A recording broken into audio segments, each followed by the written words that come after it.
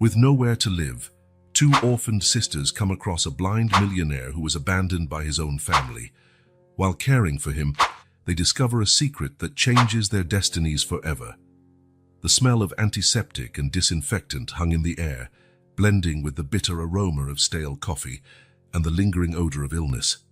In the cramped room of a public hospital, Sophie and Claire, identical twins just 5 years old, huddled together on an uncomfortable chair beside their mother's bed. Their large, fearful eyes darted between the pale, weary face of their only family member and the incessantly blinking monitors, as though they could decipher the secrets the adults whispered about in the hallways. Amelie, the girl's mother, had been battling a relentless cancer for months. Her body, once vibrant and full of life, was now reduced to a fragile shadow, almost transparent against the white hospital sheets. But her eyes, oh, her eyes, still shone with fierce love whenever she looked at her daughters. "My little warriors," she whispered, her voice hoarse and weak. Sophie and Claire leaned in closer, clinging to every word as if it were water in a desert. "Always remember, you're stronger together. Never separate, no matter what happens." The girls nodded solemnly, their tiny fingers interlaced, a silent promise made at that critical moment. They didn't fully understand what was happening, but they felt the weight of the situation in their young hearts. That night, while the moon cast ghostly shadows through the hospital window, Amelie slipped away quietly, leaving her sleeping daughters and Inautas irrevocably orphaned little girls. Dawn brought with it a cruel and relentless reality. Sophie was the first to wake, her sleepy eyes instinctively searching for her mother. The silence in the room was deafening, broken only by the steady, monotonous beep of the machine nearby. "Mommy," she called softly, her voice trembling. There was no answer. Claire stirred at her sister's movement, and together they faced the devastating truth.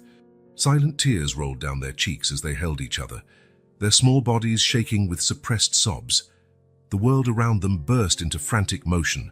Nurses, doctors, and social workers came and went from the room, their voices a distant hum to the girls, who clung to one another as though their lives depended on it.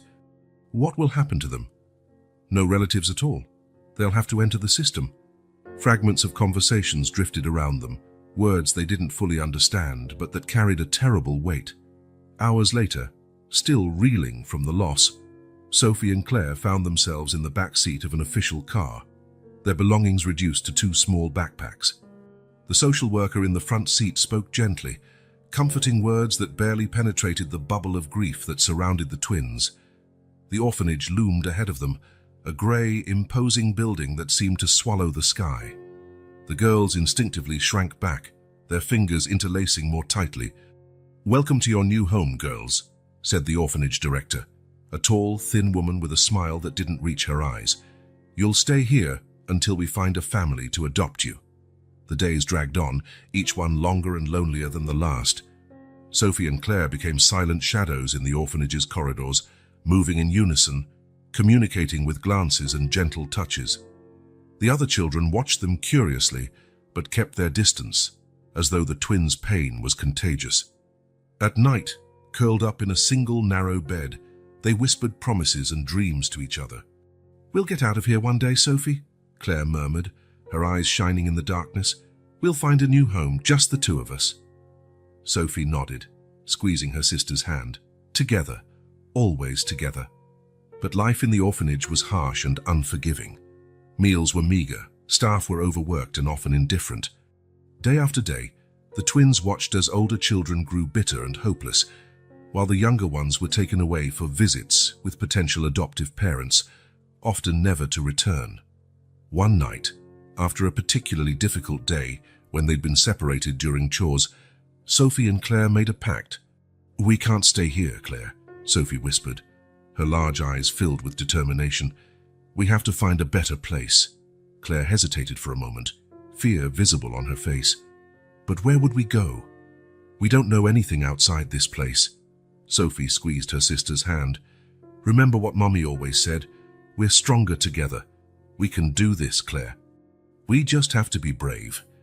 With pounding hearts and trembling hands, the twins began planning their escape. They watched the night guard's routines, memorized the security camera's blind spots, and set aside small portions of food from their already sparse meals. On the chosen night, with the new moon providing the darkness they needed, Sophie and Claire put their plan into action. Carrying their worn backpacks filled with clothes and the few memories they had of their mother, they slipped through the orphanage's silent corridors. Each creak of the wooden floor sounded like thunder in their ears. Every shadow seemed like a guard ready to catch them, but they persisted, guided by the promise of freedom and the hope of a better future. Finally, after what felt like an eternity, they reached the orphanage's back wall. Claire gave Sophie a boost, who then helped her sister up. For a moment, they paused atop the wall, looking at the city that stretched out before them, a sea of lights and unknown possibilities. "We're really doing this," Claire whispered, her voice a mixture of fear and excitement. Sophie squeezed her sister's hand. "Together, remember? Always together." With one last glance at the orphanage that had been their home for the past few months, the twins jumped to freedom.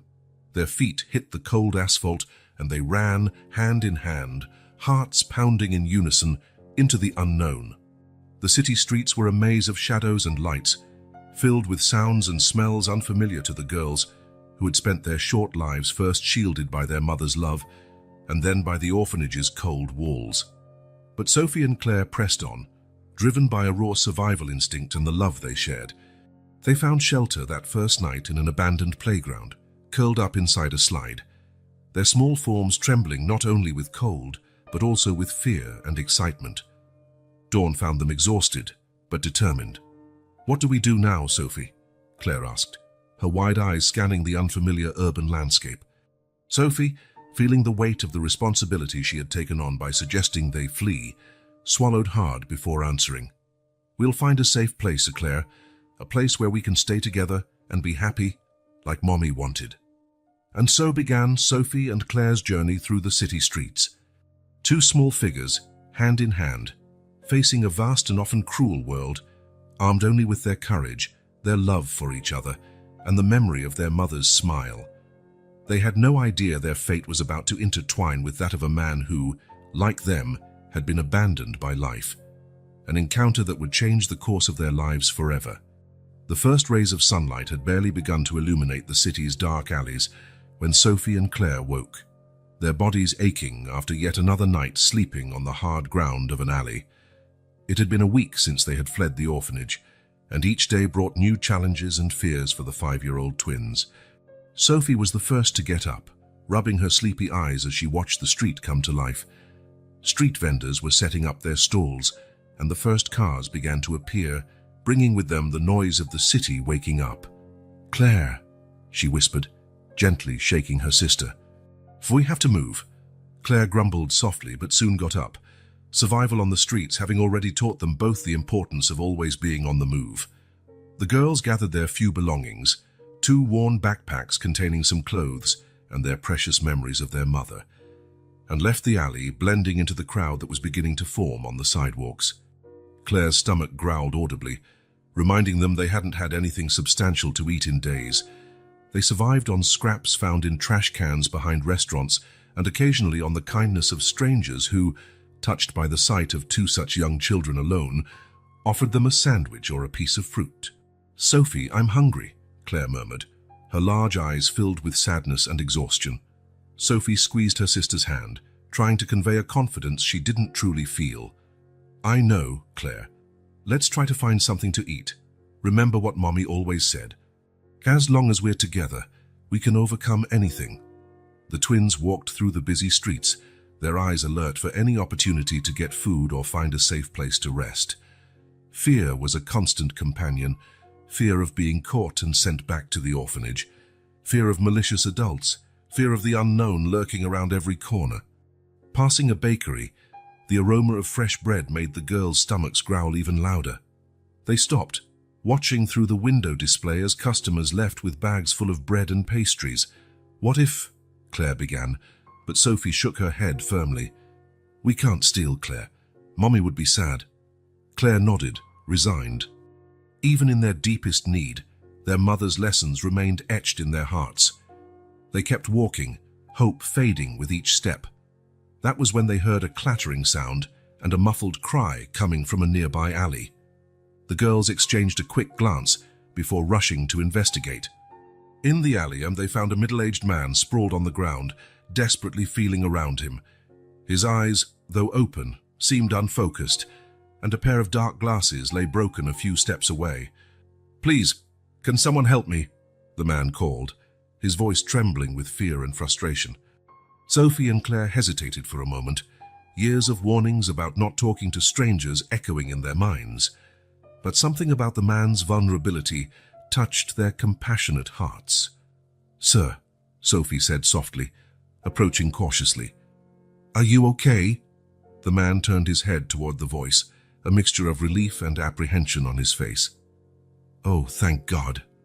"Yes, I fell. I'm blind and my cane broke. Could you help me up?" Claire was already moving to pick up the broken glasses, while Sophie approached to offer her small arm as support. "Of course, sir. We can help," she said, her voice steady despite the tremor in her hands. Carefully, the twins helped the man to his feet. He was tall, well-dressed, with grey hair and a gentle expression, despite his obvious disorientation. "Thank you so much, kids," he said, smiling in the general direction of their voices. "My name is Thomas. May I know the names of my young rescuers?" "I'm Sophie, and this is my sister Claire," Sophie replied, still holding Thomas's arm to steady him. Thomas frowned, noticing something in Sophie's voice. "You both sound so young to be out here alone. Where are your parents?" The girls exchanged an anguished look, years of caution preventing them from fully trusting a stranger, even one who seemed so harmless. We're alone," Claire finally answered, her voice almost a whisper. Thomas fell silent for a moment, as though processing the information. When he spoke again, his voice was filled with compassion that made the girls' eyes fill with tears. "I see. Well, it looks like we're all a little lost today. How about you help me get home? In return, I can offer you a hot meal. I bet it's been a while since you've had something decent to eat, hasn't it?" The mention of food made the twins' stomachs rumble loudly, prompting a soft laugh from Thomas. "I guess that's a yes," he smiled.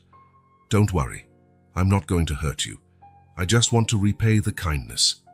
Sophie and Claire looked at each other, a silent conversation passing between them. Years of caring for each other had made them experts in non-verbal communication. Finally, Sophie spoke. "We appreciate it, Mr. Thomas. We'll be happy to help you get home." And so the unlikely trio began their journey through the city streets. Thomas in the middle, one gentle hand resting on each girl's shoulder as they carefully guided him, warning him about obstacles and directing his steps. As they walked, Thomas chatted softly with the twins, his calm, kind voice gradually putting them at ease. He told funny stories about his life, carefully avoiding questions that might make them uncomfortable.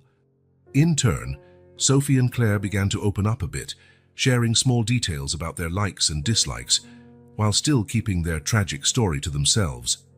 By the time they reached Thomas's home, an imposing mansion in an upscale neighborhood, the girls were exhausted. But for the first time in days, they felt a spark of hope.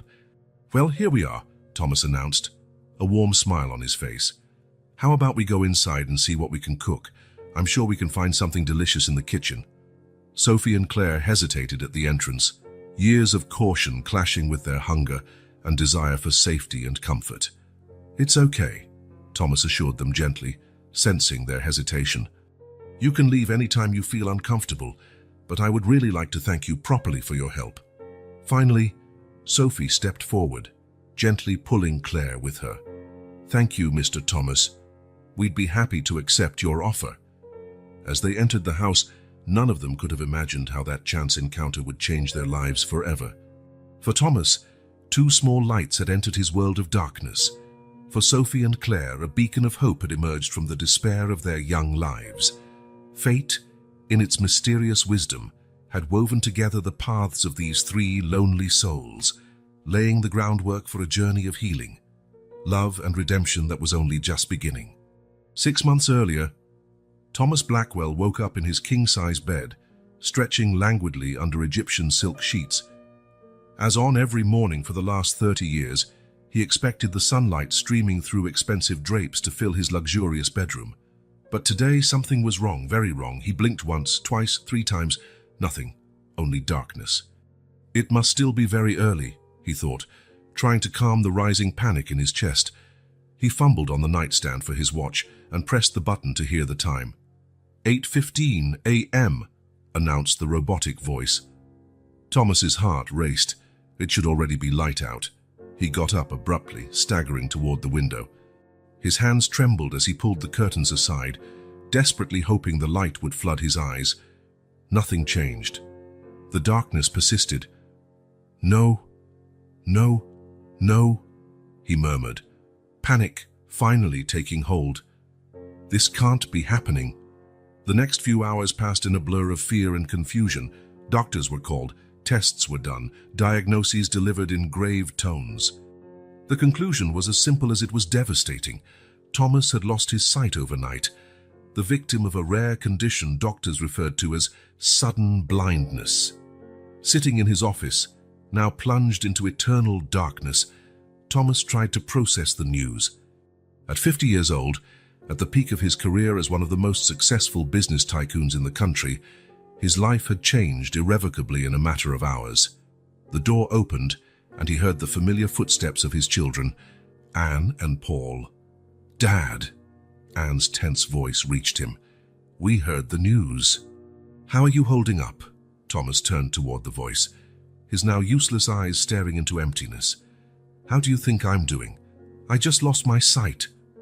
Paul cleared his throat awkwardly.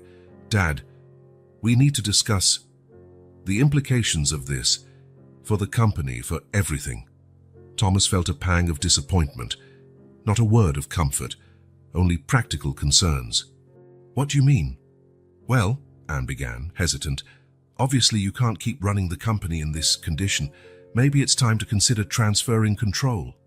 The silence that followed was deafening. Thomas couldn't see his children's faces, but he could sense the poorly disguised greed in their voices.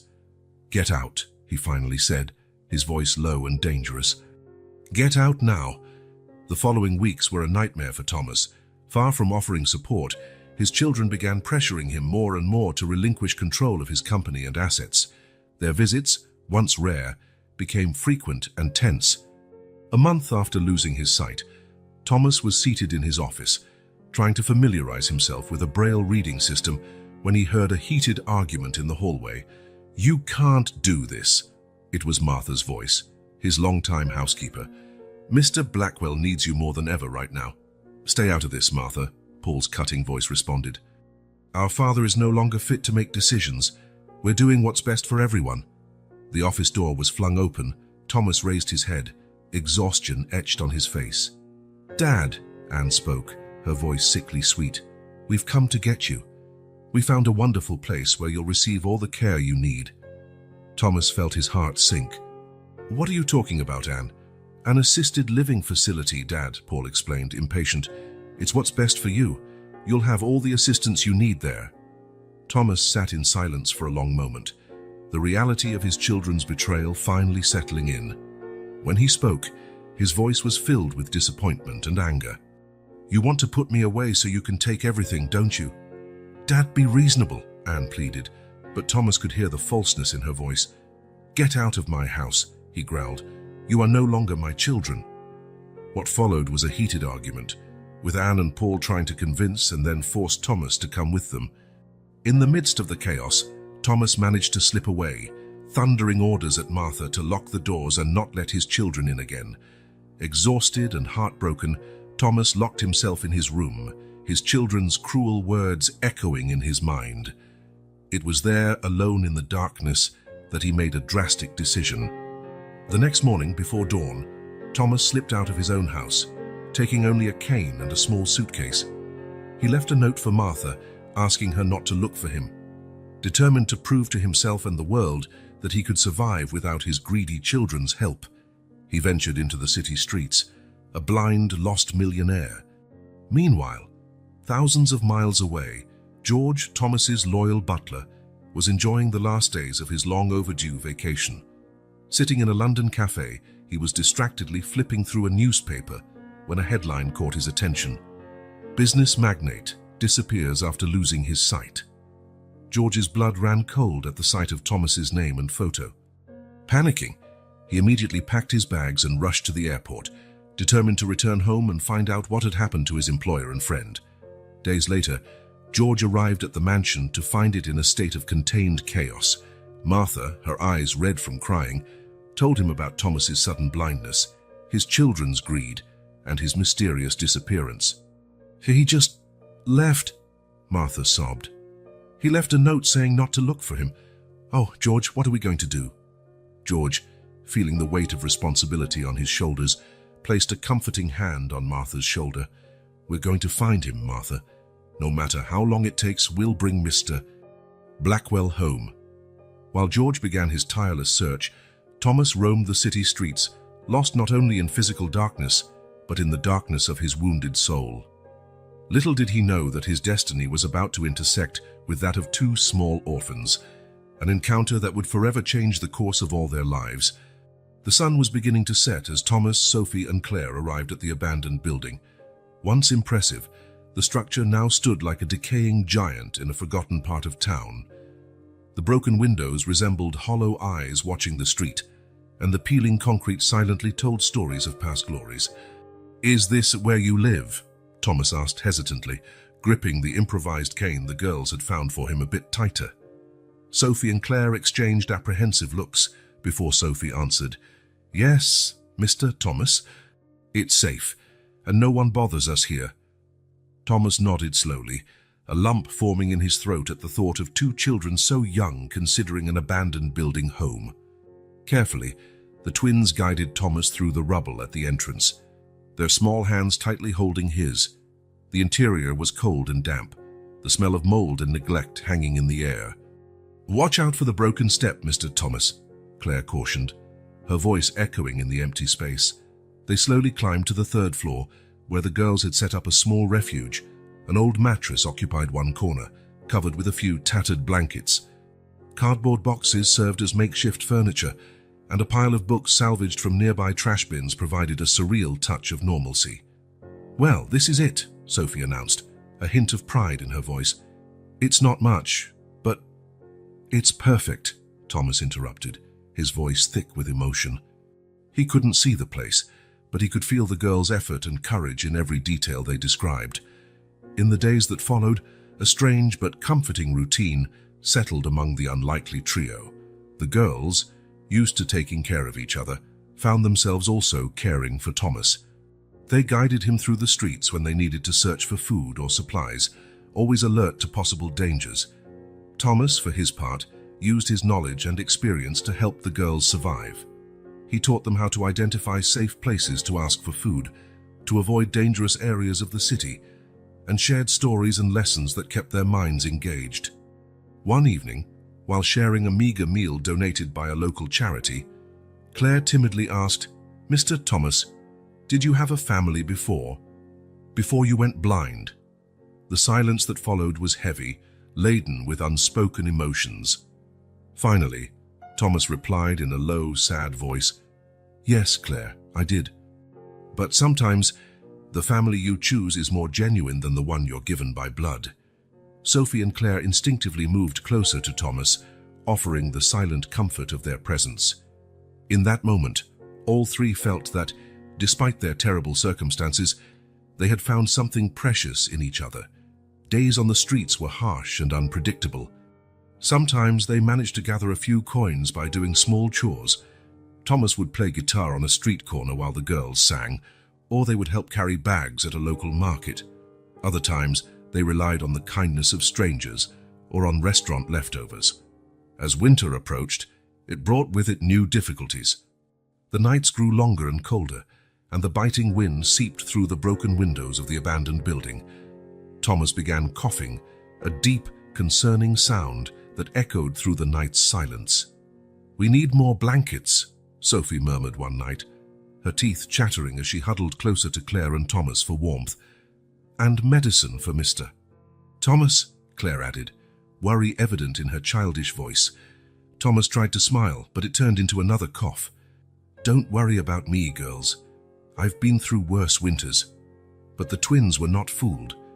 The next morning, determined to help their protector, they set out early, promising Thomas they would return soon with food and, hopefully, something for his cough.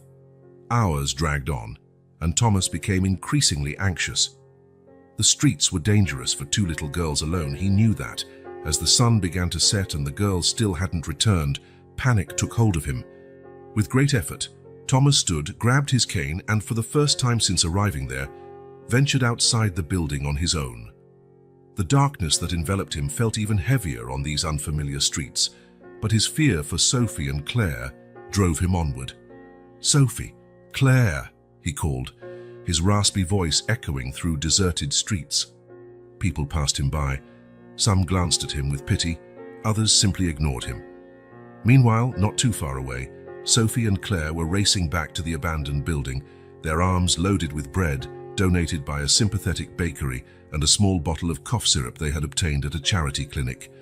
Arriving at the building and not finding Thomas, panic set in. "He must have gone out looking for us," Sophie concluded, fear evident in her voice. The girls returned to the now dark and even more threatening streets, calling out for Thomas. The city felt like a giant maze, full of dangers and uncertainty. Finally, after what felt like an eternity, they heard a familiar voice. "Sophie!" "Claire!" Running toward the sound, they found Thomas exhausted and trembling, leaning against a wall.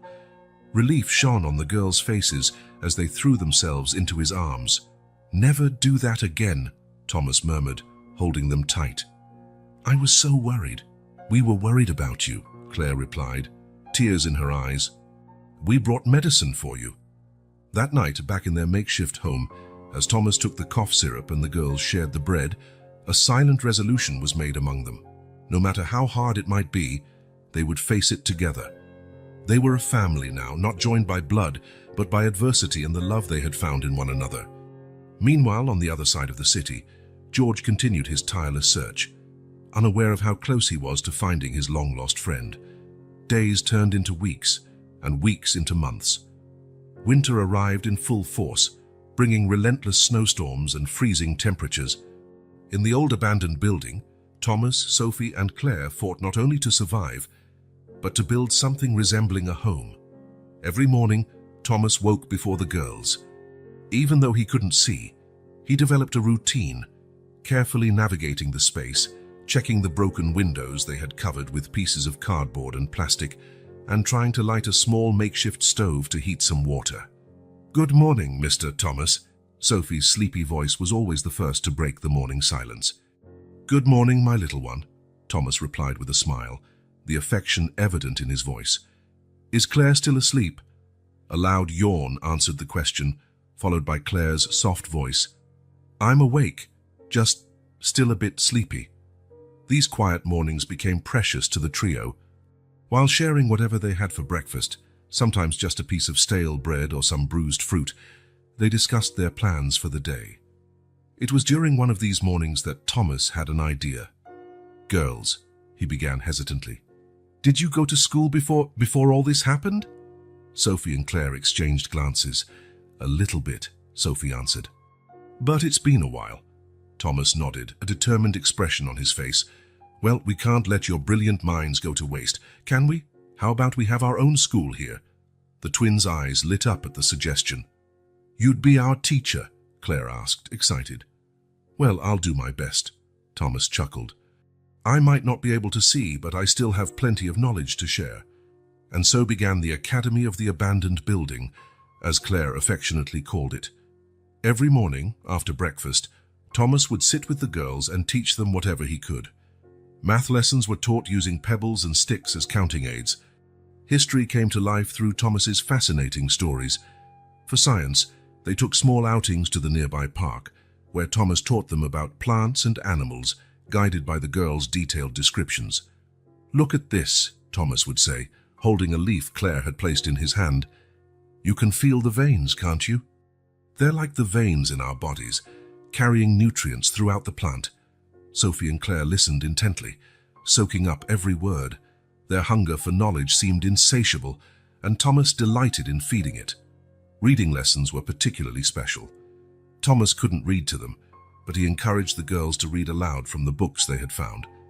Sometimes they stumbled over difficult words, and Thomas would gently correct them, explaining their meanings. "Sophisticated," Sophie read slowly. "What does that mean, Mr. Thomas?" "Ah, sophisticated," Thomas smiled. "It means something refined, elegant. Like you two, my little sophisticated ladies."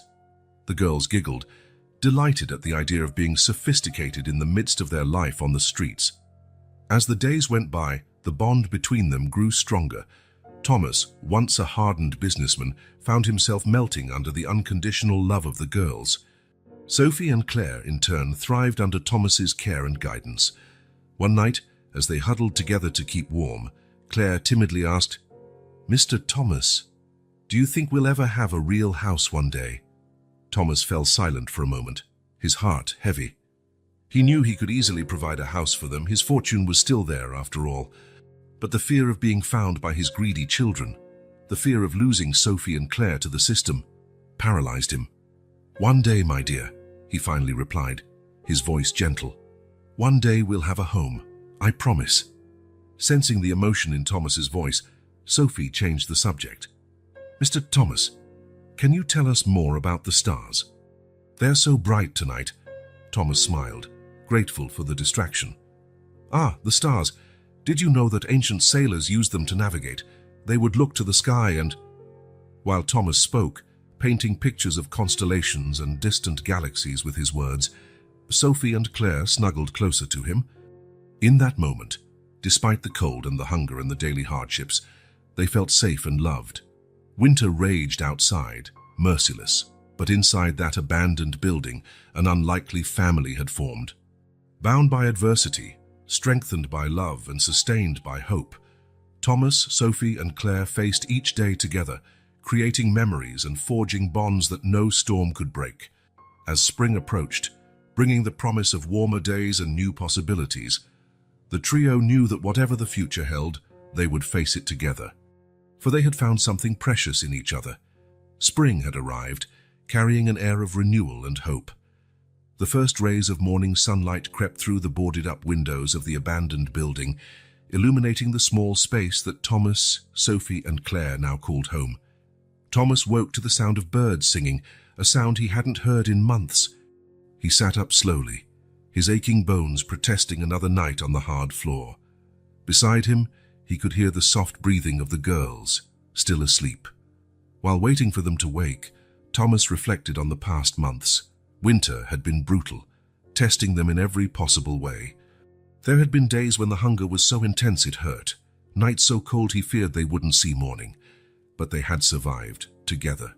More than that, they had become a family. Thomas smiled at the thought of how familiar the girls' voices had become, like his own breath. He knew every inflection, every laugh, every sigh, and they, in turn, had learned to read his expressions, to understand his silences. But now that spring had arrived, Thomas felt it was time for a change. They couldn't go on living like this indefinitely. The girls deserved more, a real home, proper education, a chance in life. And for that, he would have to face his past. "Good morning, Mr. Thomas." Sophie's sleepy voice broke his thoughts. "Good morning, my dear," he replied with a smile. "Is Claire still sleeping?" An audible yawn answered his question. "Not anymore," Claire murmured, rubbing her eyes. As the girls stretched and got up, Thomas took a deep breath. "Girls, there's something I need to talk to you about today." The serious tone in his voice caught the twins' attention. They sat close to him, their small hands instinctively finding his. "What is it, Mr. Thomas?" Sophie asked, concern evident in her voice. Thomas hesitated for a moment, searching for the right words. "Do you remember when you asked me about my life before we met? Well, I think it's time I told you the whole truth." He paused, summoning his courage. "Before I lost my sight and ended up on the streets, I was a very wealthy man." The girls remained silent, absorbing the information. Thomas continued. "I owned a big company, a mansion, expensive cars, everything money could buy. But I also had 2 grown children, Anne and Paul. When I suddenly went blind, they didn't react well." Thomas told the girls about his children's greed, how they had tried to put him in an assisted living facility to gain control of his fortune. He described his desperate escape, living on the streets to prove he could fend for himself. But then, he smiled, gently squeezing the girls' hands, I found you two, and for the first time in a long while, I felt truly rich again. Sophie and Claire listened intently, their young faces a mixture of surprise and understanding. Mr. Thomas, Claire finally spoke, her voice trembling slightly. Why are you telling us this now? Thomas sighed. Because I think it's time we go back. Not to the life I had before, but to something better than this. You girls deserve more than an abandoned building and uncertain meals. You deserve a real home, school, a chance to grow up safe and happy. He paused, swallowing the lump in his throat. But before we make that decision, I need to know if you trust me enough to do this. And I need to know more about you, about how you ended up on the streets. The silence that followed was heavy. Thomas could feel the tension in the girls' hands, heard their breaths quicken. Finally, Sophie spoke, her voice barely above a whisper. Our mum died a few months ago. Cancer. We don't have anyone else. Claire continued the story, explaining about the orphanage, the fear and their desperate flight. Thomas listened, his heart breaking with every word. When they finished, tears had gathered in all their eyes. Oh, my dears, Thomas murmured, pulling them into a tight embrace. I'm so sorry for everything you've been through. They stayed like that for a long time, an embrace that offered as much solace as it did promise. When they finally parted, Thomas spoke again. I know this is a lot to take in, and I understand if you need time to think it over, but I want you to know, if we decide to return, I promise I'll do everything in my power to give you the home and family you deserve. It won't be easy. I'll have to face my children, deal with legal matters, maybe even fight for custody of you both. But I'll do it all, if you want me to. Sophie and Claire looked at each other, a silent conversation passing between them. Then, to Thomas's surprise, they both let out soft laughter. Mr. Thomas, Sophie said, a smile in her voice. You're already our family. It doesn't matter where we live. That's right, Claire agreed, but a real bed and regular meals wouldn't be so bad. Thomas laughed, feeling his heart fill with love and gratitude. So, are we decided? Shall we take this new adventure together? Yes, the girls answered in unison, throwing their arms around Thomas again. That night, as they prepared to sleep one last time in the abandoned building, a sense of anticipation filled the air. Thomas knew the road ahead would be hard. He would have to confront his past, fight against his children's greed, navigate the legal system to keep Sophie and Claire with him. But looking ahead, he felt no fear. Mr. Thomas, Claire's sleepy voice broke the silence. Yes, dear. I'm glad you told us the truth, and I'm glad we'll stay together. Thomas smiled, tears pricking at his eyes. Me too, my dear, me too. While the girls drifted off to sleep, Thomas stayed awake, planning the steps to come. Tomorrow would mark the beginning of a new journey, full of challenges but also filled with hope. A journey he would face not alone, but with two little warriors at his side. And so, under the star-filled spring sky, this unlikely family dreamed of the future, bound by ties stronger than blood, ties of love, trust, and the promise of better days ahead. The sun had barely risen when George left his small apartment, determination etched on his wrinkled face. For months he had followed the same routine: wake before dawn, drink a strong coffee, and head out to the streets, always searching for his missing friend and employer, Thomas Blackwell. George adjusted his worn hat and pulled his coat tighter against the morning chill. His steps were firm, echoing on the still empty sidewalks of downtown. Today, he muttered to himself, as he did every morning. Today I'm going to find him. The loyal butler had served the Blackwell family for over 3 decades. He had witnessed Thomas build his empire from scratch, seen the birth and growth of Anne and Paul, and stood by his employer through moments of joy and sorrow. For George, the Blackwells were more than employers. They were family. When he returned from his vacation to find that Thomas had disappeared, George felt as though the ground had been pulled from beneath his feet. The mansion, once full of life, was silent and cold. Anne and Paul had taken control of the company, claiming their father was incapacitated by his sudden blindness. But George knew Thomas. He knew that Thomas would never abandon everything without a good reason. That morning, as on many others, George started his search at the local homeless shelters. He entered each one, holding up a worn photo of Thomas, hoping someone might recognize him.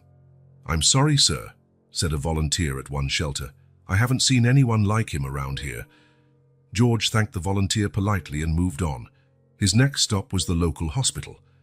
Perhaps Thomas had been admitted for some reason and was unable to get in touch. At the hospital, while he was speaking to a nurse at the reception desk, George overheard a conversation that caught his attention. "Did you see that report about the blind millionaire who disappeared?" a female voice remarked. "Oh, yes," replied another.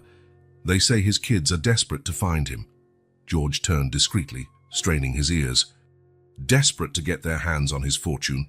More like," the first voice said cynically. George's heart pounded. He had always suspected Anne and Paul's motives, but hearing others voice the same doubts alarmed him. Leaving the hospital, George decided to change his approach. If he wanted to find Thomas, maybe he should investigate the children's actions more closely. With that new objective, George headed to the city's financial district. The impressive tower housing Blackwell Enterprises stood against the sky, a monument to Thomas's success. George observed the building's entrance for a while, watching well-dressed executives come and go. He knew every corner of that building, every hallway, every meeting room. But now, dressed in simple clothes, he felt like an outsider. Summoning his courage, he entered the lobby. The security guard at the reception desk eyed him warily. "Can I help you, sir?" the man asked, his hand discreetly moving toward the alarm button under the counter. George smiled, trying to appear as harmless as possible. "Yes, please. I'm George Wilkins, the former butler to the Blackwell family. I'd like to speak with Miss Anne or Mr. Paul, if possible." The guard frowned, clearly hesitant. "Wait a moment, please." While the man made a call, George surveyed the lobby. He noticed subtle changes in the decor, the company's logo slightly altered. It was as though Anne and Paul were trying to erase Thomas's presence. "Mr. Wilkins," the guard finally called, "I'm sorry, but the Blackwells are not available at the moment. They asked that you schedule a visit through their secretary." George nodded, thanking him politely. He knew it was just an excuse. Anne and Paul simply didn't want to see him. Leaving the building, George felt a mix of frustration and renewed determination building inside him. He needed more information, and he knew exactly where to get it. His next stop was a small cafe across the street. There, Marta, once a janitor at Blackwell Enterprises, worked, and George knew her well. "George!" Marta exclaimed when she saw him enter. "It's been so long." "What brings you here?" George sat at the counter ordering a coffee. "Hello, Marta. Actually, I'm looking for information about Mr. Thomas. Have you heard anything?" Marta's face turned serious. She looked around, making sure no one was listening, then leaned closer. "George, things haven't been right over there," she whispered. "Ever since Mr. Thomas, well, since he disappeared, his kids have been doing strange things." "What kind of strange things?" George asked, his heart pounding. Marta hesitated before continuing. "I've heard rumors of documents being destroyed, contracts being altered. And there's more. It seems they're siphoning money from the company into personal accounts." George felt the blood run cold in his veins. His suspicions were confirmed, and the situation was worse than he'd feared. "Marta, do you have any proof of this?" She shook her head. "Nothing concrete, but I have a friend who still works there. She said she could gather some documents if it's really important." George nodded gravely. "It's more important than you can imagine, Marta. Ask her to get whatever she can. I'll come back in a few days to pick it up." As he left the cafe, George's mind raced. If Anne and Paul were indeed committing fraud, it explained why Thomas had vanished so suddenly. Maybe he'd discovered something and had to disappear. Over the following days, George continued his street-level search with a renewed sense of urgency. He visited soup kitchens, free clinics, anywhere Thomas might have gone for help. A week later, he returned to Marta's cafe, She discreetly handed him an envelope. "This is everything my friend could gather," she said quietly. "Be careful, George. This is pure dynamite." That night, in his small apartment, George examined the documents. What he found horrified him.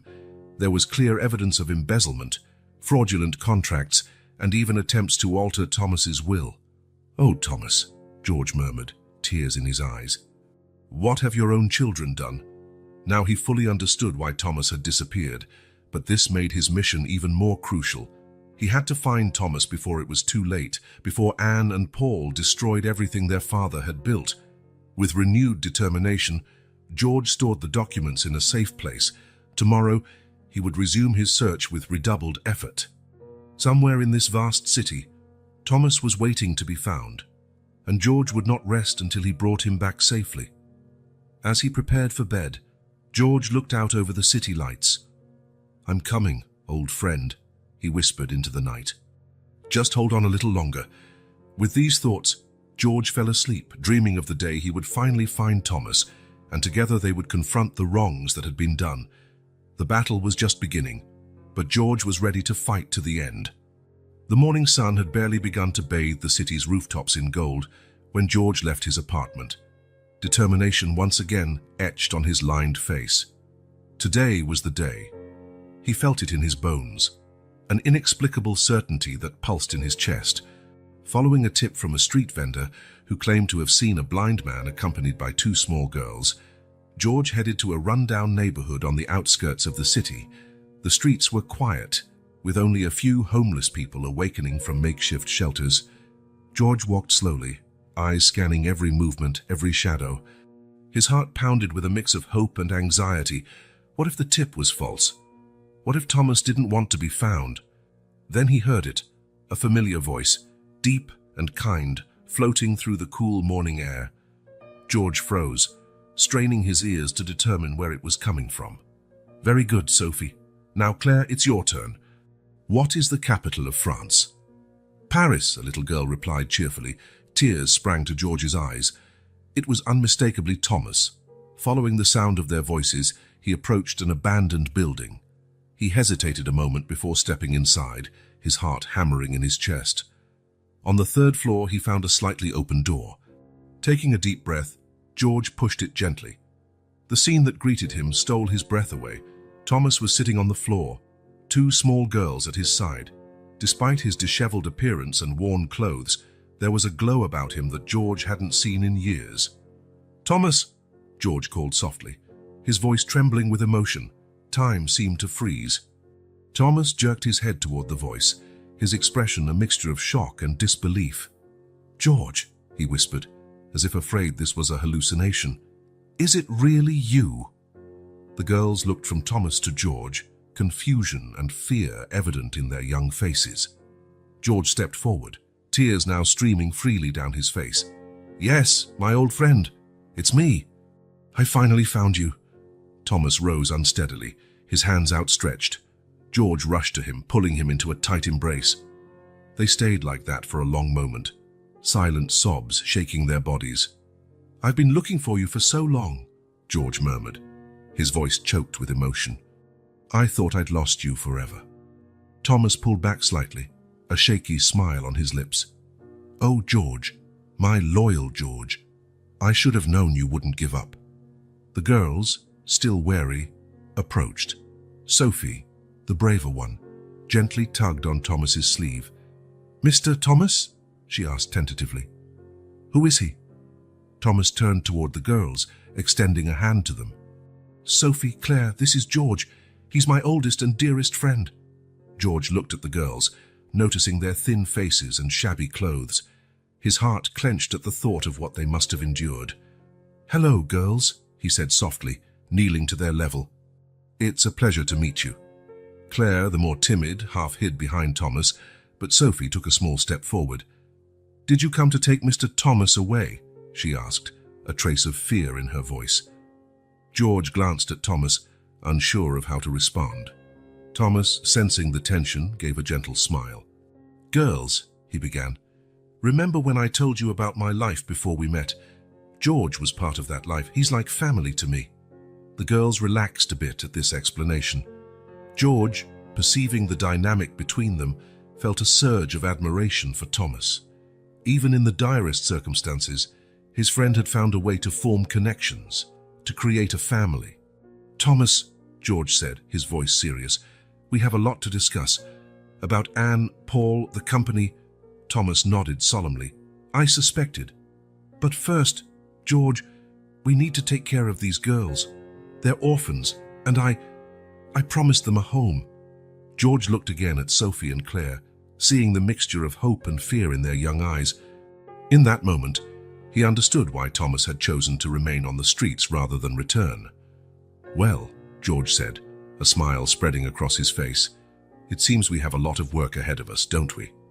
Thomas laughed, a sound of pure relief and joy. "Oh, George, you have no idea how good it is to hear you say that." In the hours that followed, George listened to the full story of Thomas and the girls. He told Thomas about his discoveries, about Anne and Paul's fraudulent actions. Thomas listened in silence, his expression a mixture of sadness and resolve. As the day wore on, plans began to take shape. George insisted they all go back to his apartment at once. "It's not large," he said, "but it's clean, warm, and safe." While they prepared to leave, Sophie timidly approached George. "Mr. George," she said softly, "are you going to separate us from Mr. Thomas?" George knelt again, looking directly into the little girl's eyes. "Sophie, I promise you and Claire, I will do everything in my power to keep you three together. You're a family now, and families should stay together." Sophie's eyes filled with tears, and to George's surprise, she hugged him tightly. "Thank you, Mr. George," she whispered. When they finally left the abandoned building, the sun was setting, painting the sky in shades of orange and pink. Thomas walked between Sophie and Claire, each girl holding one of his hands. George followed behind, carrying what few possessions they had. Watching the group in front of him, George felt a wave of mixed emotions. Relief at having found Thomas, anger at what Anne and Paul had done, and a fierce determination to protect this new and unlikely family. He knew the road ahead would be difficult. There would be legal battles, emotional confrontations, countless obstacles. But looking at Thomas, seeing the evident love on his face as he spoke softly with the girls, George knew it would all be worth it. As they walked through the city streets, heading toward an uncertain but hopeful future, George made a silent promise. He would protect this family with everything he had. Thomas, Sophie, and Claire had found each other under the most unlikely circumstances, and now George would join that bond.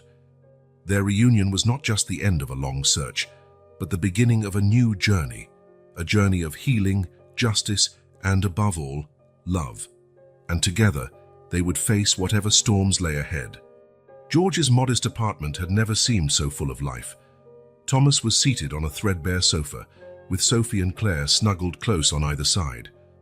George occupied a worn armchair, leaning forward, his hands clasped as he spoke in a low, intense voice. "Thomas, the situation is serious," George began, worry etched on his features. "Anne and Paul, they've gone further than we imagined." Thomas nodded gravely, his face calm but his hands tensing around the girl's shoulders. "Tell me everything, George. Leave nothing out." George took a deep breath before continuing. "They've taken full control of the company. They're siphoning funds, altering contracts. They even tried to modify your will." A heavy silence fell over the room.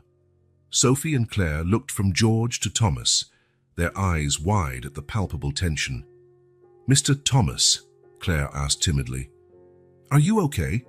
Thomas forced a smile, gently running a hand over the girl's hair. "I'll be fine, sweetheart.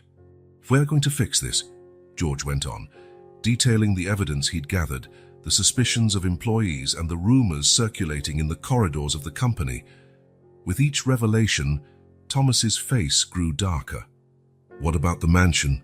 Thomas finally asked. George hesitated. They've changed it." Thomas, "redecorated, sold off some of your collections." "It's like they're trying to erase your presence." Thomas closed his eyes, the pain evident on his face.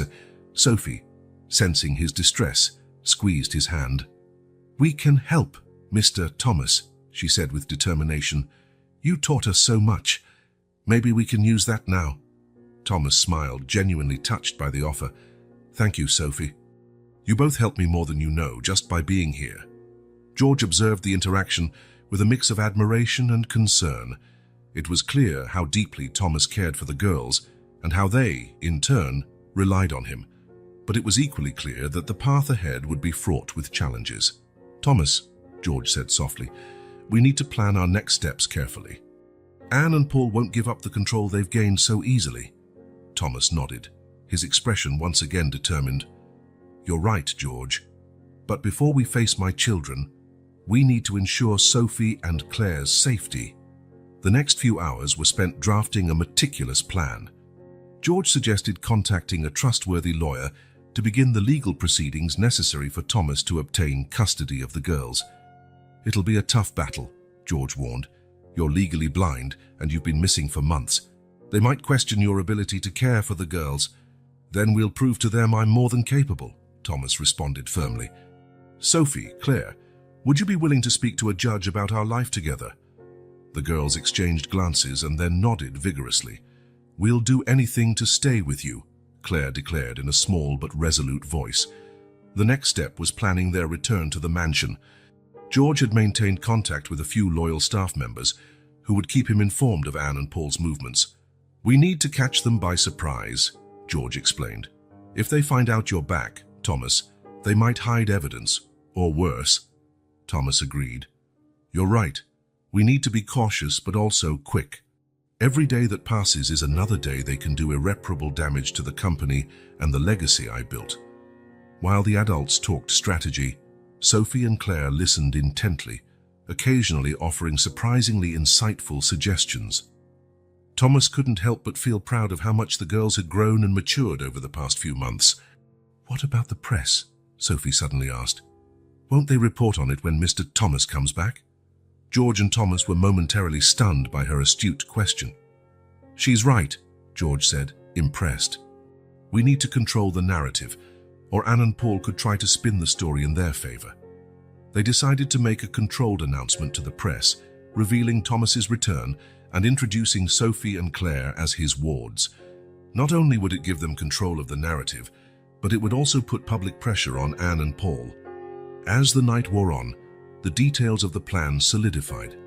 George would return to the mansion first, pretending it was just a routine visit.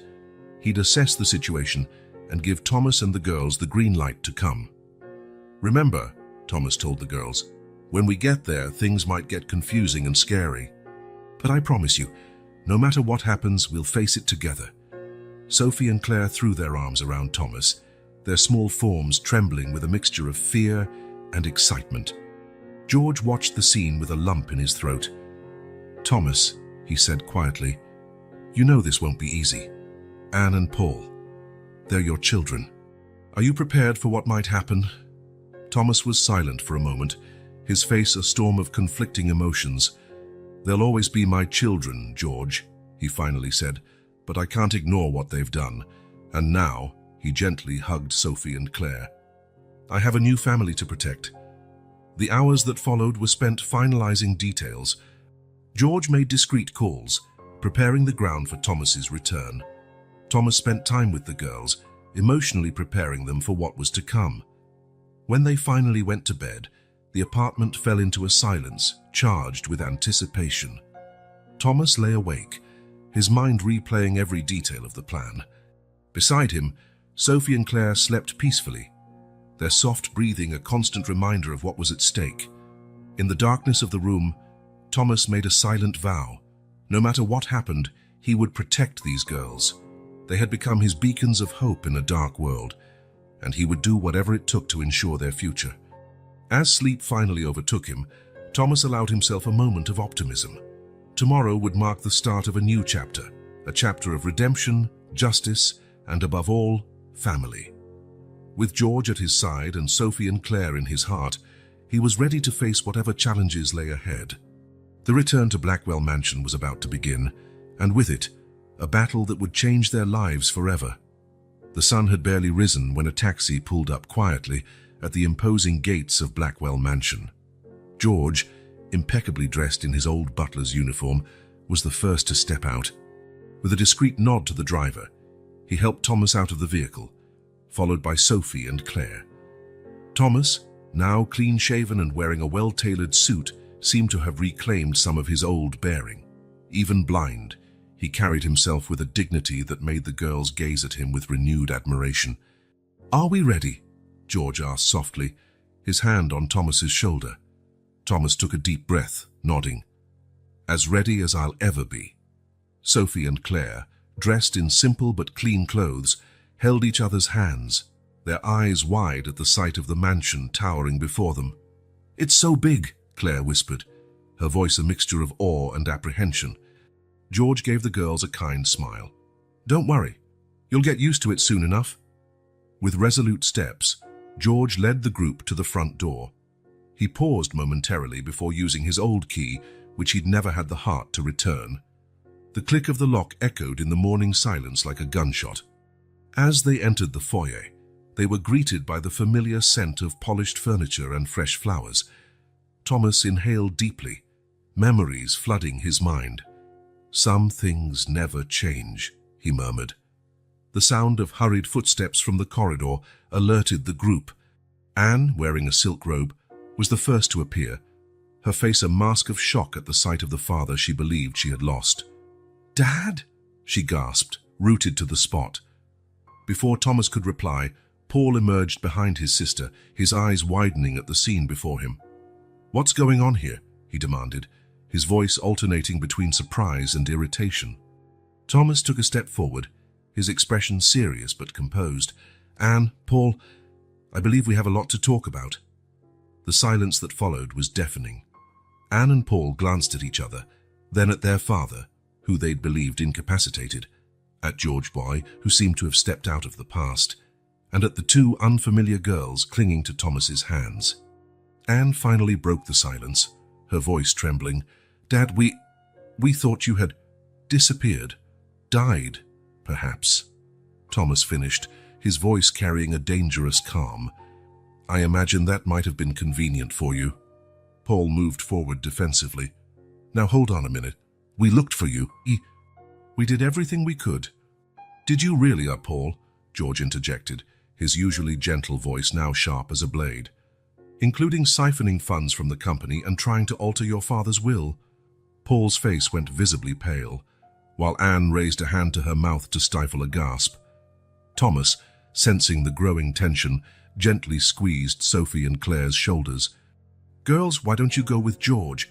I'm sure he can show you somewhere more comfortable to wait while I talk to my children." The twins hesitated, obviously reluctant to leave Thomas alone. "It'll be all right," Thomas assured them with a gentle smile. "I'll be with you soon." George guided the girls out of the foyer, casting a significant look at Thomas before leaving. A heavy silence followed, laden with years of unspoken hurts and recent betrayals. "Who are those kids?" Anne finally asked, her tone a mixture of curiosity and accusation. Thomas turned toward his daughter's voice. "They're Sophie and Claire, and they're the reason I'm here today, alive and determined to correct the mistakes I made with you both." Paul let out a bitter laugh. "Mistakes? You abandoned us, vanished for months, and now you return with two street kids talking about mistakes." "Watch your words, Paul," Thomas warned, his voice dangerously low. "Those street kids, as you call them, have shown me more compassion and love in the last few months than you two have in years." Anne took a hesitant step toward her father. "Dad, sir, you're not thinking clearly. You need help, medical care. You can what, Anne?" Thomas interrupted. "Put me in some facility so you could finally take complete control of the company. Don't think I don't know what you've been up to in my absence." The silence that ensued was deafening. Paul and Anne exchanged nervous looks, the reality of their situation sinking in. "What do you want, Dad?" Paul finally asked, his voice a mix of defeat and defiance. Thomas straightened, exuding the authority he had wielded as a business leader for years. "What I want is simple. I want the truth. I want to know exactly what you did to the company I built. And I want you to understand that from now on, things will change drastically." He paused, letting his words sink in. "But above all, understand this. Sophie and Claire are part of my life now. They will stay here, with me. If you have any hope of redemption, of maintaining any connection to this family or this company, You will begin by treating them with the respect they deserve." Anne and Paul remained silent, the weight of the situation finally dawning on them. Their father, who they thought lost forever, was back, and with him, accusations of their questionable actions and 2 children who seemed to have captured his heart. Thomas, sensing his children's hesitation, softened his expression slightly. "I'm still your father, and despite everything, I still love you, but things have to change. Are you ready for that?"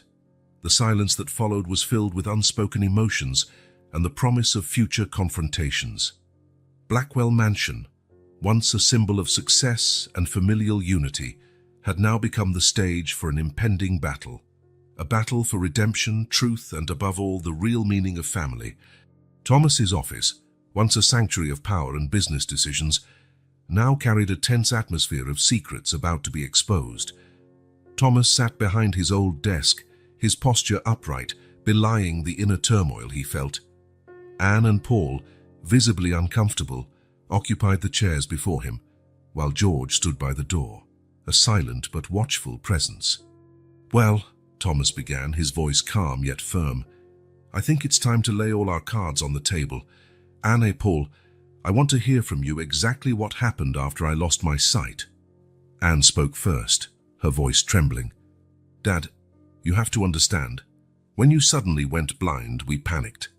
The company, everything you built, we thought it was all going to collapse." Paul nodded vigorously. "Exactly. We had to act fast to keep things running. Maybe we made some poor judgment calls, but our intentions were good." Thomas tilted his head, skepticism etched on his features. "Poor judgment calls. Is that what you call embezzling company funds and trying to alter my will?" The silence that followed was deafening. Anne and Paul exchanged anxious looks, the severity of the situation finally hitting them. How do you know about that?" Anne stammered. George took a step forward. "I found out," he said simply. "And believe me, I know far more than you imagine." Thomas raised a hand, silencing any protest. "I want the truth. All of it. Now." Paul exhaled deeply, running his hands through his hair in a gesture of defeat. Okay. The truth is, I have debts. Massive gambling debts." Anne turned to her brother, shocked. "Paul, you told me it was just a few thousand. A few million would be more accurate," Paul muttered, avoiding everyone's gaze. Thomas felt as though he'd been punched in the gut. "Millions? Paul, how could you?" I thought I could win it all back," Paul explained desperately. "I just needed one lucky break. But the debts kept growing. And you decided the solution was to steal from your father's company," Thomas finished, disappointment heavy in his voice. Anne, realizing the truth was coming out, made her own confession. "Dad, there's more. The mansion. It's been mortgaged." Thomas turned abruptly toward his daughter. "What? How is that possible without my authorization?" Anne swallowed hard. We forged your signature. It was the only way to get quick money to cover Paul's debts and keep the company afloat." The silence that followed was thick, loaded with betrayal and disillusionment. Thomas felt as if the ground beneath him had vanished. The mansion, the home he had built for his family, now at risk because of his own children's reckless actions. "But that doesn't explain why you abandoned me," Thomas finally said, his voice low and dangerous. "Why try to institutionalize me? Why force me to run away?" Paul and Anne exchanged guilty looks before Paul spoke up. It was part of the plan. They thought if you were out of the way, we could fix everything without you knowing. Then once it was all solved, we'd bring you back." "Bring me back?" Thomas repeated incredulously. "After treating me like an invalid, after depriving me of my freedom?" Anne sobbed quietly. "Dad, we never wanted to hurt you. We were desperate. Paul's debts, the pressure from the board, it felt like everything was collapsing." Thomas was silent for a long moment, absorbing the magnitude of his children's betrayal. When he finally spoke, his voice was charged with anger and deep sadness. "You two, you were my pride, my joy. I built all this for you. And in return, you not only betrayed my trust, but you were willing to cast me aside like a burden." Paul tried to intervene. "Dad, please, you have to understand." "Understand?" Thomas snapped. "What exactly should I understand, Paul? That my son is a compulsive gambler willing to risk everything I built? That my daughter, whom I trusted to help run the company, didn't hesitate to forge my signature and mortgage our home?" Anne began openly crying now. "We made terrible mistakes, Dad. But you vanished. We thought maybe you'd died," Thomas finished bitterly. "And that would have been convenient for you, wouldn't it? All problems solved with a stroke of luck." The silence that followed was crushing. George, who had remained quiet throughout, finally spoke. "Mr. Thomas, perhaps it's time to talk about next steps. The situation is dire, but not beyond repair." Thomas nodded slowly. "You're right, George." As always, he turned to his children, his expression a mix of disappointment and resolve. "From now on, things will change drastically. Paul, you will seek help for your gambling addiction. Anne, you will work with George to undo as much of the damage as possible to the company." He paused, letting his words settle. "And as for the mansion, we'll do what we can to save it. But understand this, Sophie and Claire are my priority now. If we have to sell this house to secure their future, that's exactly what we'll do." Anne and Paul looked stunned, the reality of their actions and the consequences finally sinking in. "Dad," Anne began timidly, "what happens now? To the company? To us?" Thomas took a deep breath. "Now, we begin rebuilding. It won't be easy and it won't be quick. You'll have to earn back my trust and the trust of the board and shareholders. But if you're truly remorseful, if you're willing to work hard to fix what you broke, then maybe, with time, we can be a family again." He rose, signaling the end of the conversation. "Think carefully about what you've said and heard today. Tomorrow, we start the difficult task of repairing the damage you caused." As Anne and Paul left the office, visibly shaken, Thomas turned to George. "Well, my friend, it looks like we have our work cut out for us." George nodded, a small smile on his lips. "Yes, sir. But this time, we'll do it together. Me, you, and two very special little helpers." Thomas smiled for the first time since the conversation began. "Yes, George, together. It's time to redefine what it means to be a Blackwell." The sun set over Blackwell Mansion, casting long shadows through corridors once filled with warmth. Thomas sat in the library, weighed down by the day's revelations. George remained beside him in silence, a comforting presence amid the emotional storm. "George," Thomas finally spoke, his voice weary, "do you think I was really such a terrible father?" George sighed deeply. "No, sir. You always did the best you could. Sometimes children make choices we can't control." Before Thomas could respond, there was a soft knock at the door. Sophie and Claire entered hesitantly, their small faces marked with concern. "Mr. Thomas," Sophie called gently. "Are you okay?" Thomas forced a smile, opening his arms to the girls. "Come here, my little ones." The twins ran to him, snuggling into his embrace. For a moment, Thomas allowed himself to just feel the comfort of their presence, remembering what truly mattered. "Girls," he began gently, "we need to talk about some tough things." Claire looked up at him, her large eyes filled with worry. "Is it about the mansion? We heard Ms. Anne crying in the hallway." Thomas nodded gravely. "Yes, partly. You see, my children, they made some very serious mistakes, and now we all have to deal with the consequences." Sophie frowned. "But that's not fair. You didn't do anything wrong." "Sometimes, sweetheart," George interjected softly, "life isn't fair. But how we deal with those injustices defines who we are." Thomas gave his friend a grateful look before continuing. "George is right, and now we have to make some difficult decisions." He explained as simply as possible about the debts, the mansion's mortgage, and the company's troubles. The twins listened intently, their young faces serious as they tried to understand the situation's complexity. "What will happen next?" Claire asked, her small voice trembling with fear. Thomas took a deep breath. "Well, we have some options. We can try to save the mansion, but that would require using a lot of money we could otherwise use to help other people. and to secure a safer future for you. Sophie and Claire exchanged looks, a silent conversation passing between them. Finally, Sophie spoke. "Mr. Thomas, we don't need a mansion. We just need to stay together." Thomas felt tears welling up in his eyes. "Oh, my dears, you're so wise for being so young." George cleared his throat, moved by the moment. "If I may, sir, perhaps we should consider selling the mansion.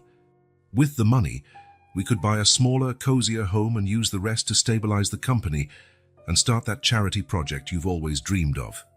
Thomas mulled it over, the gears of his business mind turning.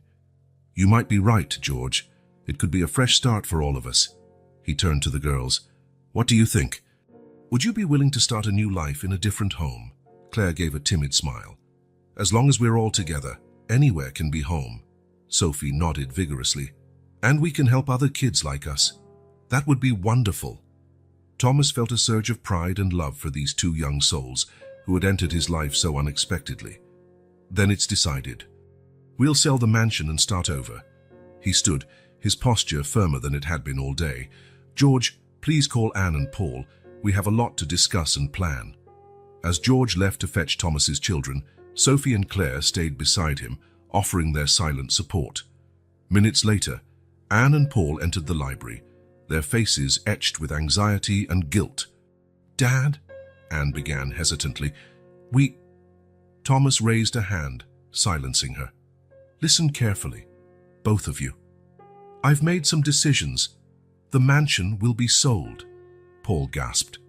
"But Dad, this house has been in our family for generations." "And it was almost lost due to your reckless actions," Thomas countered firmly. "The money from the sale will be used to settle debts, stabilize the company, and start a charitable foundation to help orphans and families in need." He paused, letting his words sink in. "Both of you will have the chance to redeem yourselves. Paul, you'll seek treatment for your gambling addiction. Anne, you'll work directly with George to fix the damage done to the company. If you prove yourselves trustworthy, over time, you may regain positions of responsibility." Anne and Paul exchanged glances, the enormity of their father's decisions pressing down on them. "What about Sophie and Claire?" Anne asked softly, looking toward the twins. Thomas smiled, drawing the girls closer. "They're part of the family now, part of our future. I hope that with time you'll accept them as your sisters." The silence that followed was steeped in emotion. Finally, Paul spoke, his voice thick with feeling. We'll do our best, Dad, to fix things, to be the family we should have been." Thomas nodded, a faint smile on his lips. "That's all I ask. One day at a time, we'll work together to rebuild not just our fortune, but our family." As the sun finally dipped below the horizon, the Blackwell family, now expanded and transformed, faced an uncertain future, brimming with possibility. United by love, forged in adversity, they took their first steps toward redemption and renewal. The days that followed Anne and Paul's revelations were intense and emotional at Blackwell Mansion. The once grand house, a symbol of wealth and power, now buzzed with a different energy, that of a family struggling to rebuild itself. With George's tireless help, Thomas threw himself into the Herculean task of saving the company and clearing the accumulated debts. Long hours were spent in the office, poring over documents, making calls, and devising strategies. Anne, determined to prove her remorse, shadowed George day and night, learning the ins and outs of the business she had so long neglected.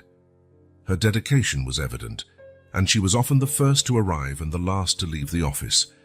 "Dad," she said one evening, her eyes red from exhaustion but shining with renewed determination, "I found a way to restructure the finance department that could save us millions annually." Thomas smiled, a mixture of pride and relief flooding him. "Excellent work, Anne. Keep it up." Paul, in turn, was fighting his own demons. He enrolled in a rehabilitation program for problem gamblers and began attending regular meetings. The first few weeks were rocky, marked by relapses and moments of weakness. But with surprisingly steadfast support from Sophie and Claire, who showered him with encouraging drawings and kind words, Paul began to make real progress. "You know," Paul said to Thomas one day, as they watched the girls play in the garden, "they make me want to be a better person. It's strange, but they give me hope." Thomas nodded, his heart swelling with love for his two little saviors. "They have that effect on people. Speaking of which, Paul, there's something I need to discuss with you and Anne." That evening, Thomas gathered the whole family in the library. Sophie and Claire, sensing the serious tone, sat quietly, their hands clasped together. "Family," Thomas began, his voice firm but gentle. "These last few weeks have been filled with significant changes.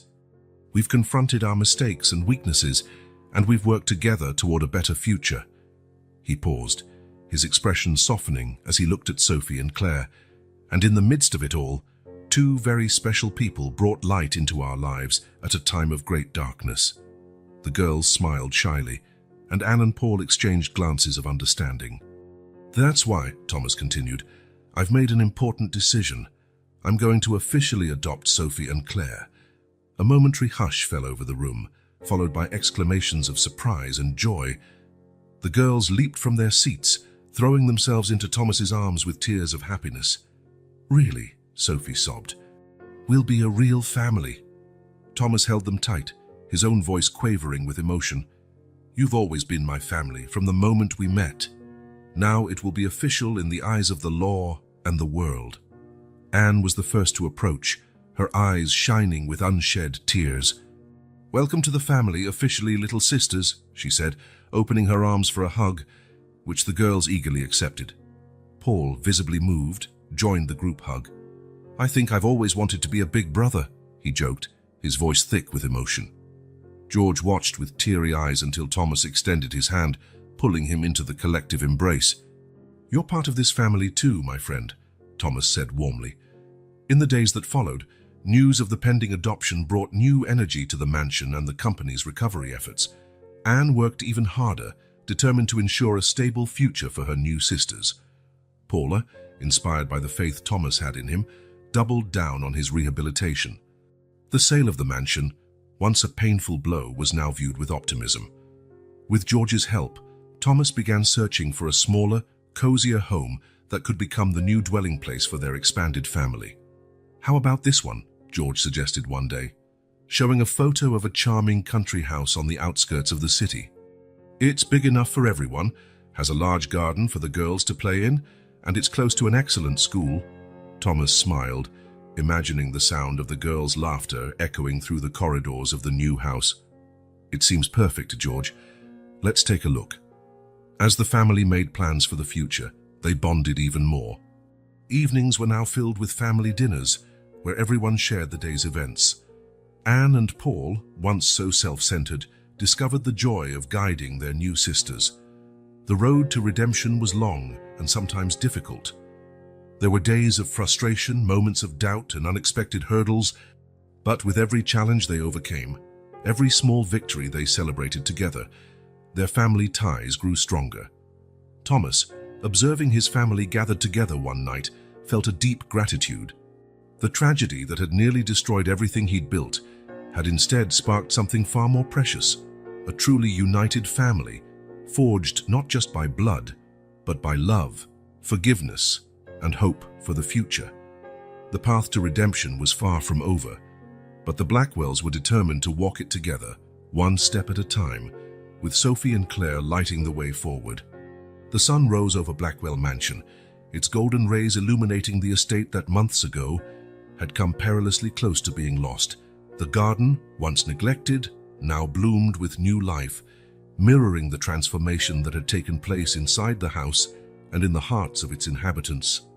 Thomas stood on the balcony, his eyes, which had partially regained the ability to discern shapes and shadows thanks to an innovative treatment, focused on Sophie and Claire dashing across the lawn, their laughter echoing throughout the property.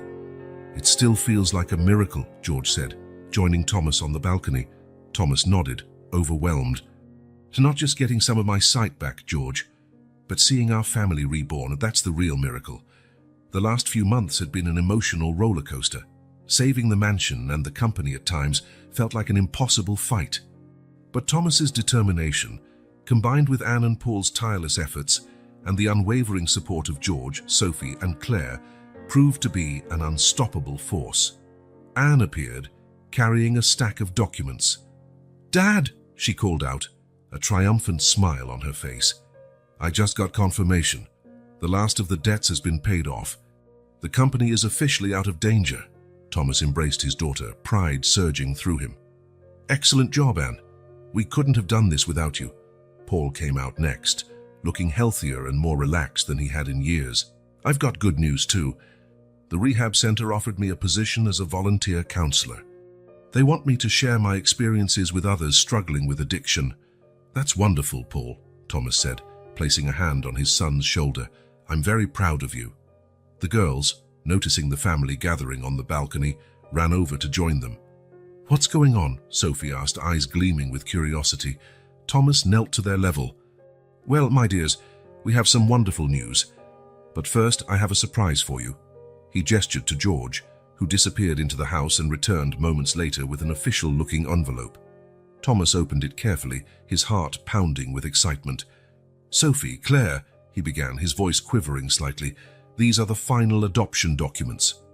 As of today, legally and in every sense, you are my daughters." The girls were silent for a moment as they absorbed the news. Then they erupted in cries of joy, throwing themselves into Thomas's arms as tears streamed down their faces. Anne and Paul joined the group hug, followed by George, tears glistening in his own eyes. Thomas beckoned him over.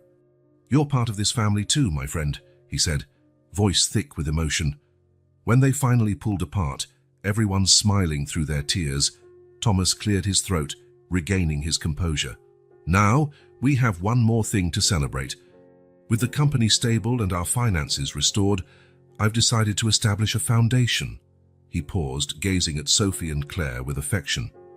"Inspired by the incredible journey we've had, this foundation will help orphaned children and adults living on the streets. We want to give others the same chance we had to rebuild our lives." Anne and Paul exchanged looks of enthusiastic approval. "That's amazing, Dad," Anne said. "How can we help?" "I'm glad you asked," Thomas smiled. "Anne, I'd like you to head the Foundation's finance department. Your expertise will be invaluable in ensuring the resources are properly used." Anne nodded, eyes shining with gratitude at the trust her father was placing in her. Thomas turned to his son. "Paul, your journey to recovery and your new role as a counselor make you the perfect candidate to lead our rehabilitation and social reintegration programs." Paul swallowed hard, visibly touched. "I'd be honored, Dad." "What about us?" Claire asked, her small voice filled with determination. Thomas grinned, ruffling the girl's hair. "How you two, my dears, will be our most important ambassadors. Your stories, your compassion, and your love will inspire others to believe that change is possible." George cleared his throat, gaining everyone's attention. "If I may interrupt, I've prepared a little brunch to celebrate all this wonderful news." The family moved to the dining room, where a hearty spread awaited them. As they sat down, Thomas looked around, his heart brimming with gratitude. Just a few months ago, he was lost on the streets, blind and hopeless. Now he was surrounded by a loving family, with a renewed purpose and a chance to change others' lives. Raising his glass, Thomas proposed a toast to family, to forgiveness, and to new beginnings. May we always remember that no matter how dark the night, a new dawn always comes. Glasses clinked, accompanied by smiles and mutual expressions of affection. Blackwell Mansion, once a symbol of status and wealth, now pulsed with something far more valuable: love, redemption, and hope. As the family enjoyed their meal, chatting animatedly about future plans and shared dreams, the sun climbed higher in the sky, bathing the house in golden light. It was truly a new dawn for the Blackwells, not just another day, but the beginning of a bright and promising new chapter in their lives. Thomas, watching the laughter and joy around him, felt a profound sense of peace. The journey had been long and hard, but every step, every obstacle had led them to this perfect moment. With Sophie and Claire by his side, Anne and Paul redeemed and strengthened, and loyal George completing the family circle, Thomas knew they would face any future challenge together as the true family they had become. The future, once uncertain and bleak, now shone with infinite possibilities. And together, the Blackwells were ready to embrace it wholeheartedly. carrying with them the most valuable lesson they had learned. The real treasure is not in material possessions, but in love, compassion, and the ability to rise from adversity stronger and more united than ever before.